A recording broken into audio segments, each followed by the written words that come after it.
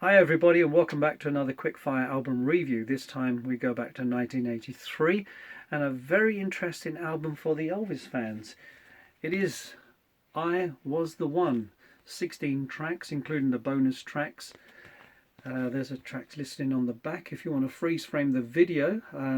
Sorry about the glare, but I'm not a professional photographer or anything like that, and you can have a look at the track listing.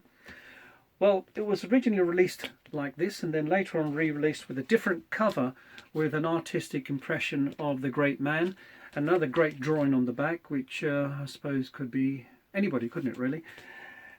Anyway, it was 6 years when Elvis passed away, and RCA in the Infinite Wisdom decided to release these tracks once again. Now, a closer look to the album track listing reveals that Little Sister is the only song from the 1960s to appear on the album. Now, I have no idea why they just picked that particular track, because it was already stereo anyway. But if anybody's got any answers as to why that's on the album, then drop them in the comments below. So, why is this an interesting album? Well, not because it had two great covers, but the fact that RCA wanted to beef up the sound and they wanted to create a more true stereo sound as well. Now, they toyed with the idea in the 1980s with Elvis's Golden Records 1 and 2, and they failed absolutely miserably. The sound was terrible. They labelled it as electronically repossessed stereo, and if Elvis had been alive, he would have been absolutely horrified at the results, because they were dreadful, dreadful albums to listen to. And many years later, we got to hear the original undubbed versions of these songs as it was recorded in the studios, and we know how great they sounded. Now, as I said, they forgot that Little Sister was already a stereo track, so I've no idea why they wanted to put that particular song on the album.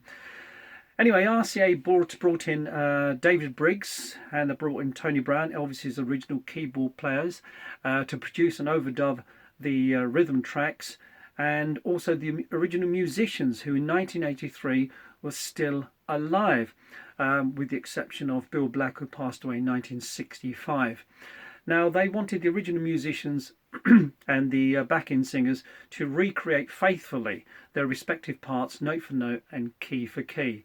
Now, can you just imagine how difficult that was to do in 1983 without all the software and all the benefits of computer knowledge and technology that they have these days? It must have been really, really hard, mind-boggling and painstakingly taken a long time to actually do.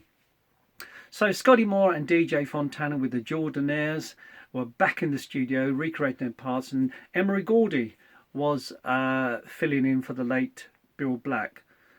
So was the result any good?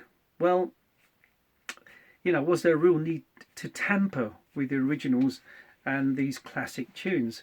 Well, in my opinion, they did a very good job in making it sound more meaty. That was accomplished. It does sound fuller, and they didn't alter too much or deviate from the original.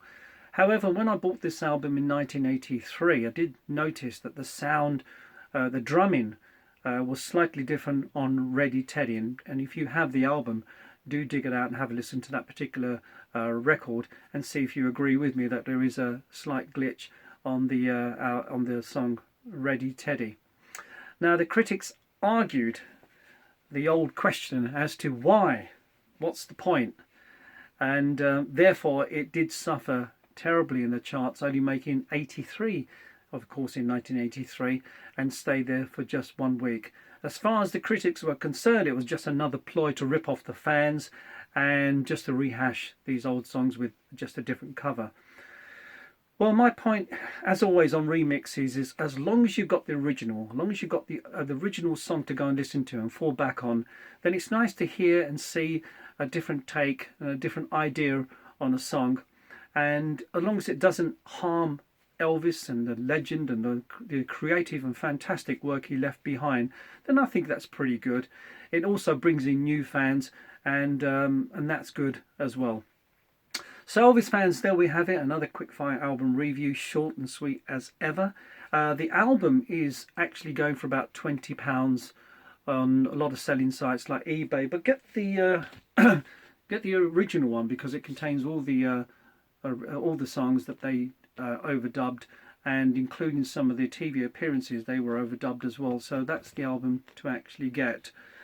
Let me know what you think in the comments below. Be interesting to see what everyone thinks.